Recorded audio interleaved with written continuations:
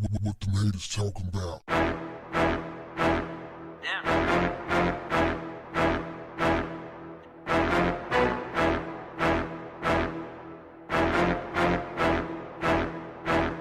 What's up, family? Noah Chavez, an Elwood, Indiana police officer, was shot and killed during a traffic stop in Madison County, Indiana, around 2 a.m. Sunday. Chavez, a U.S. Army veteran who had been a member of the Elwood Police Department for just 11 months, was taken to Ascension St. Vincent Mercy in Elwood before being flown to a hospital in Indianapolis, where he passed away due to his injuries. The suspect, Carl Roy Webb Boers, 42 years old, of Anderson, Indiana, allegedly got out of his car after being pulled over and fired at Chavez multiple times, striking him at least once. Boers fled the scene in his car before Hamilton County Sheriff's detectives located him around 2:30 a.m. and was apprehended after deploying a tire deflation device and performing 2 pit maneuvers. Boers will be charged on Monday with murder, possession of a firearm by a violent felon, resisting law enforcement, as well as 2 enhancements for use of a firearm and being an habitual offender. And you knew this was coming. The prosecutor's office said they will consider filing for the death penalty once all the evidence is reviewed. Okay. Pee on my leg and tell me I did it. Fam, you know damn well, as soon as they heard a cop was killed, they wanted blood. That's how they get down. They hit him with possession of a firearm by a violent felon, a murder charge.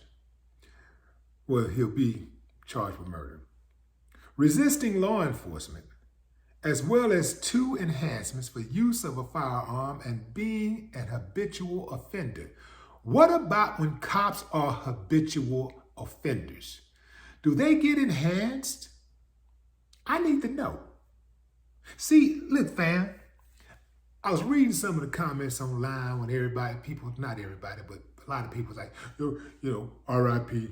All right, this is sad. We live in a horrible place. This is a horrible world. And I just can't help but think, many of those same people never say that when the police kill people, especially innocent people. Nah, fam. Nah. I got to see the evidence. I got to see the video. We don't know the whole story. And look, I'm pretty convinced that Carl feared for his life. Here's why, fam. Elwood, for decades and decades, we're talking like from the 1890s to 1951, 1950, it was pronounced as a sundown town. A sundown town is these all-white towns where they bar black people from coming. In fact, they have written legislation in many of these towns. They had actual legislation, no Negroes allowed. And so you couldn't live there. And even if you was passing through or visiting, you had to be out before sundown, or else they gave them an excuse to come out and harm you some kind of way. So it was some of them, they was just riding around, they looking for it, just looking for the action. And even to this day, Elwood is considered a very, very, very racist place. The Klan used to have rallies in that area. This is Elwood. So I would not be surprised if Carl feared for his life. Now, if you fear for your life, do you get an excuse to pop? Because that's what the police do all the time. They fear for their life all the time. Oh, they some scary motherfuckers. They're always fearing for their lives. I've never seen a person, I've never seen a group of people work a job that was so afraid of the job that they were working. I'm like, man, if you're so afraid, get another job. That's what I would do. Like, let me tell you something, fam. I'm afraid of heights. Look, I'll get on the plane and all that, but I ain't looking down. No, I ain't looking down. I'm not looking down.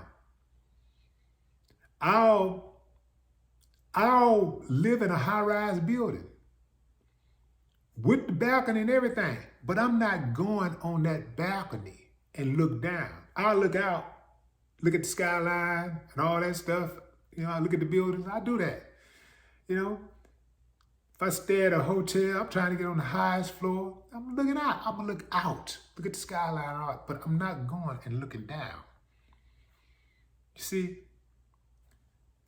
I would not be a good window washer. I would not be a good construction worker who worked building high rises. I couldn't do it. I ain't got it in me. I'll tell you straight up. Yeah, I'm scared. I fear for my life. So I wouldn't work those type of jobs. And I think most people with common sense would not work jobs that they fear, where they in fear of for their life every day. I get it if you're a soldier and you out on the battlefield. Okay, your life is really in danger every day. Somebody's gunning for you every day. But being a police officer is not a dangerous job. It's just not. Yeah, dude got killed, but the police kill hundreds of people every year.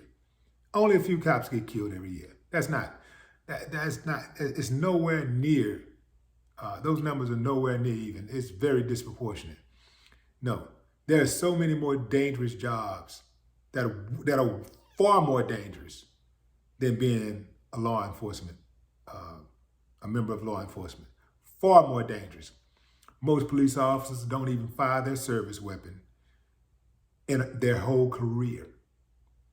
A lot of the police officers who do, it's a small majority, just like it's a small majority of people who kick up the dust in cities and towns.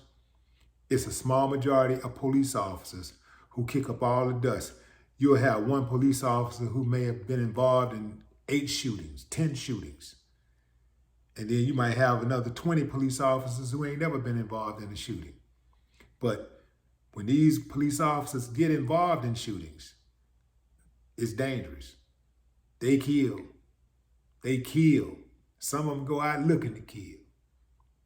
So yeah, I wouldn't be surprised if Carl feared for his life. And if he did fear for his life, do he have a defense? Do he have a defense? I need to know that, fam. Should he be given the benefit of doubt? Should he be not prejudged, but given an opportunity to explain what happened? We don't know all the details, man. I need to see body cam footage. They say he just came out popping. I don't believe that. I don't believe he just came out popping. Something happened. You know, like I say, and Elwood got a reputation for being a sundown town. It's got that reputation.